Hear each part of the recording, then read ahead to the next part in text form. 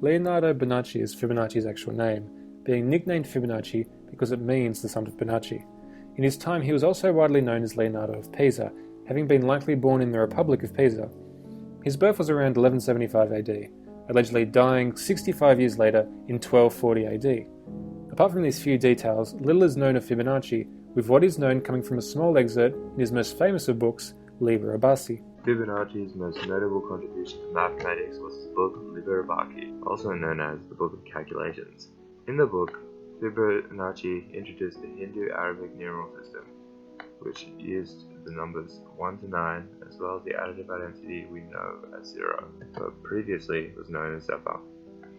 This replaced the Roman numerals, doing away with the need of the abacus by introducing multiplication, addition, subtraction, division, and a primitive way to do long division, as well as a means to convert from the old system to the new. Liber Abaci furthermore presented examples of currency conversion to account for the multi-currency system of Italy, which now reflects on modern currency systems, as well as calculations for profit. He also included theorems from around the world, which he included in Liber Abaci, and as a result was brought into modern Western culture. Fibonacci's famous rabbit problem was amongst these theorems, where a theoretical population of incestuous rabbits reproduced monthly, causing a population growth that has famously been dubbed the Fibonacci sequence. This sequence is formed by finding the next value by the sum of the previous two numbers. Other theorems relate to numeracy and geometry problems, such as how to find square numbers and square roots, which we now know as the binomial theorem. From the bunny problem of Fibonacci's sequence, we have now derived B, which is known by many other mathematicians and famously been dubbed the golden insert name here. The Fibonacci search technique was first devised by Jack Keefer in his 1953 paper on maximizing functions, relating it originally to an algorithm for optimizing decision-making in games.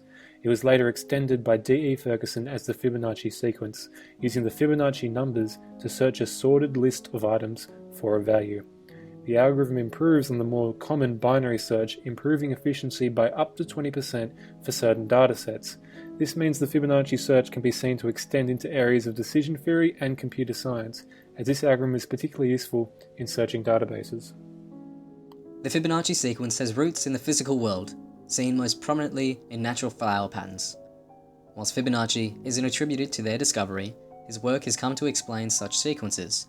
This is known as the golden ratio, expressed as the Greek letter phi at 1.618. Let's look at flowers for a second. A typical plant runs through an algorithm, defining its growth. Typically, this appears to be new cell, then turn, new cell, then turn, and so on. The magnitude of each turn is constant, but the size of the petal different. For each new petal, a certain distance must be turned so that it isn't blocking the one underneath it, but not too distant that it wastes space. A methodology with a golden number that maximizes the effective area of the plant.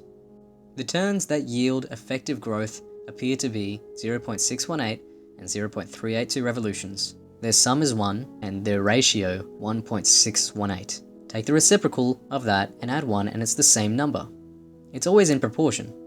Rephrase that in terms of energy and now you see why plants like this number. Without Fibonacci's input, we would have been struggled to manipulate numbers effectively, nor see the universe in a beautiful new way, or clutch the power of maths to the extent we do today, specifically in computing. Besides, nature is cool. Nature is maths, thus maths is cool.